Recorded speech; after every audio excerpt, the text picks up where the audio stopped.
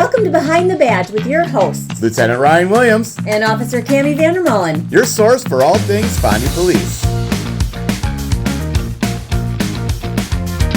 the Badge, our weekly visit with the Fond du Lac Police Department, Lieutenant Ryan Williams, along with us. And a quick programming note. Next Friday happens to be the 4th of July, and I'm giving everybody off here. Unless there's breaking news, and you just go to kfiz.com and the Facebook page. So we'll still get you connected to whatever you need to know online. But as far as local programming, nope, we got some specials from Fox News that we're going to air, so all of us get a nice morning off, including you. And if they want to keep their timing, they can just go to our YouTube page and watch past episodes of Behind the Badge, and then they can see our beautiful faces. There you go. So if you don't want to go through LT withdrawal, just go to the Fond du Lac I Police don't want to Department. steer them away from your radio station, but I'm just saying. That's right. No, because we do have an on-demand section as well, but that only is audio. Right. You don't get to see LT. Yes. Which, by the way, I was going to commend you here. I see you got your Sabish Bears Yes. polo shirt on there. So very, very cool. Funny, I think it's funny because I decided to clean my closet out, and How'd that go? it went great. I'm a big organizer, but when I was cleaning it out, I realized I have probably 25 polo shirts, and I wear 5 of them. I hate polo shirts. So then I made a commitment that I'm gonna wear all the ones I never wear. So That's a commitment. Yeah, so I've been wearing a different polo shirt like every day, just to kind of like use all the unused ones. And obviously I don't work at Sabish anymore, so I brought out the Sabish Bearer. It's a nice one. Under Armour. It's a little big. I think it was a little heftier. Actually, I think this was a hand-me-down from one of the teachers there. He was leaving. He goes, "You want this polo shirt?" I'm like, "Yep, I will take a free polo shirt." So There you go. So Nice. Ryan Trelevin, I know he's out there. I'm pretty sure he gave me this. So. So as I said, no Behind the Badge next week, so that's why we are going to be talking about fireworks, not only the ones that you light off, but of course going out to Lakeside Park and being able to watch that show. And Ryan's favorite topic, as we know from a couple of weeks ago. Yes, and if you want to get the full picture, you can go back to that show. But just to re-up, the general rule, the Ryan Williams rule is generally if it's fun, it's probably illegal. We are going to probably take a little bit of a stricter enforcement this year, Which I think is great. And again, it's not that you're trying to poo-poo everything, but it's just from that awareness perspective. right?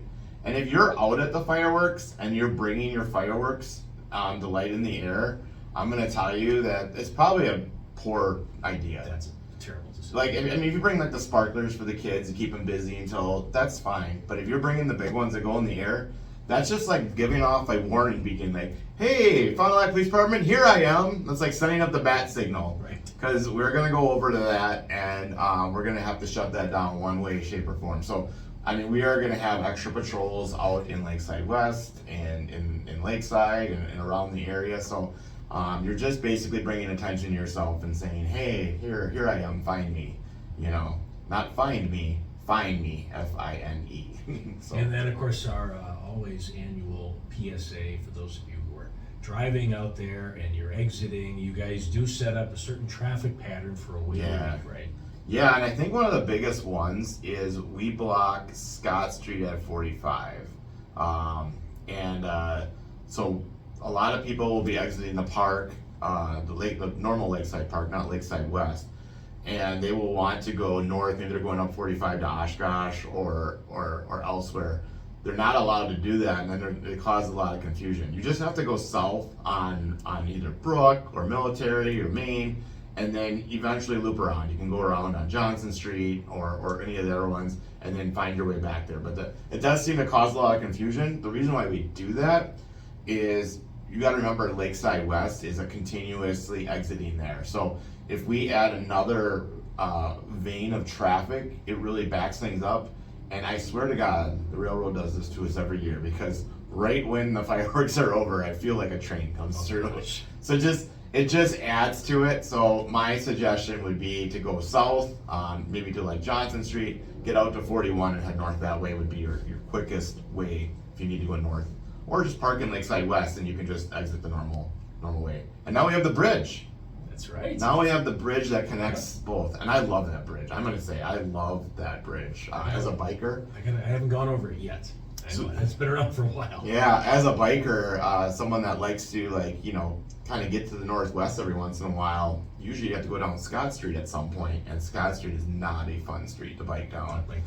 So now I can just rip and go up 45, and it's great. So you get a good view too. Beautiful view. Yeah. Beautiful, I love it. You do. All right, so there you go. You're all set for fireworks for now through next week, etc. And our second topic for today, alcohol compliance checks. Yeah, so this is kind of a contentious point. I think people get, definitely like people that have alcohol licenses do get pretty worked up, and I get it that we do these, but we are required to do them. And so what an alcohol compliance check is basically we have someone that is underage go in and attempt to buy alcohol at any establishment that sells alcohol.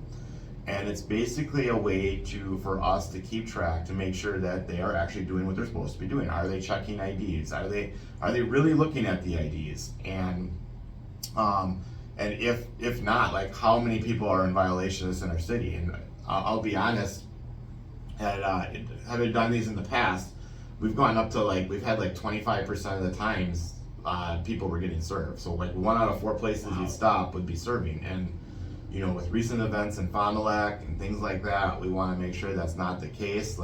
We don't need to create more avenues for underage people to get alcohol.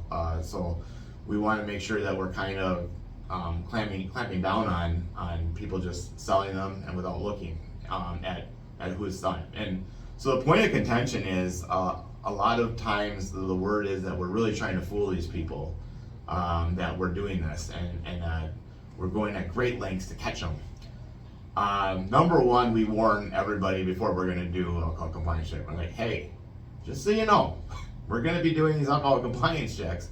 You're going to want to tell your employees to be extra careful on who they have. The second thing we do is we make sure that the person is noticeably looks young. In fact, I'll say this, we did use one of our CSOs who had like a goatee for a while. We made him shave the goatee. Sure. Because we're not trying to fool you. We don't want anyone that looks like they're super old. We just want you to be doing what you're supposed to be doing, and that's checking IDs. And so we will send in someone, and they will try to purchase alcohol. And if they are allowed to, then they leave with it. And shortly thereafter, officers will come in, and there can be a couple of citations that are issued. So there is obviously selling to a minor, and then depending if it's a tavern too, you could have allowing a minor to loiter in a tavern too. So there's a couple different citations, and a lot of times it comes on to the employees. One of the citations will go to employees, one will go to the manager. So it could be just your son and daughter that's working at an establishment that serves alcohol, and them not doing a thorough check. So it's really important, and we don't really want to do it to inflict pain on anybody, but I think it's also important that we don't have our kids just randomly going to places and having a 1 out of 4 chance to purchase alcohol. I've been out of this state a couple times, and I'm sure you've been out of this state a little bit. How we treat alcohol in Wisconsin is a lot different than other states. Yes, very. I don't know if anybody has seen the map of I think it was the drunkest counties in the nation, and I think we've got all of them. Yeah, Wisconsin has all of them. I think there's a couple in Montana. I hate to laugh, not laughing. Yeah, but it's just true. So we have this relaxed view of alcohol, and I think it's our German culture, Irish culture, that kind of stuff that comes into play, and understandable cold winters and stuff like that. Sure. But it doesn't hurt us to kind of take a step back and say, hey, we could be a little bit more responsible with our consumption. I mean, you look at OWI, operable intoxicating and stuff like that. Now there's so many different things you can do. There's safe ride homes, there's Ubers, there's taxis, Lyft. Not that they advertise one or the other, but there's not really a reason to have to do that. It's a minor inconvenience that can save you something that could change your life, like an OWI. So I'm not trying to change everyone's worldview, but it would be good if we just took a little bit more of a solid stance on the consumption of alcohol, especially from our younger generation, and so we do this through compliance checks. What's kind of funny, it's not funny, but most of like the bar league, they'll all work together. So if we use somebody and they're successful, word gets out pretty quick. I can see that. So we burn through our people very quickly, as far as, and even when the word gets out, sometimes we still get served. So, and a lot of people think, okay, so the taverns and stuff like that, I see that, but think about all the grocery stores. Gas stations. Yeah, there's over 100, there's well over 100 vendors that have alcohol licenses in the city of Fond du Lac. So we have to make sure we do one with everyone. So I believe, and it depends on who's running them, I believe if they successfully card the person, then they get told, hey, good job or whatever, come in, way to check. Yeah, you passed. Like, I think there's some positive reinforcement. Which should be. Yeah, on that end. But it's out there. I'm advertising it now, just so everybody knows. But we're actually pretty much be done with our alcohol compliance checks this year. But I don't know when the next year starts. So perhaps it'll start soon, and there'll be a warning letter or something like that out there as far as when we are coming around again. So have a great 4th of July, and we'll see you the week after. Yes, we'll see you at the weekend. Yes, have a good 4th of July and a safe one. You too, yes, safe as well. Behind the badge, Lieutenant Ryan Williams, KFIZ Today. Morning talk, city's hot, a new day, let's all start. Behind the badge, we'll stand tall through the ups and the fall. From the lack, hear the call. Behind the badge, we're all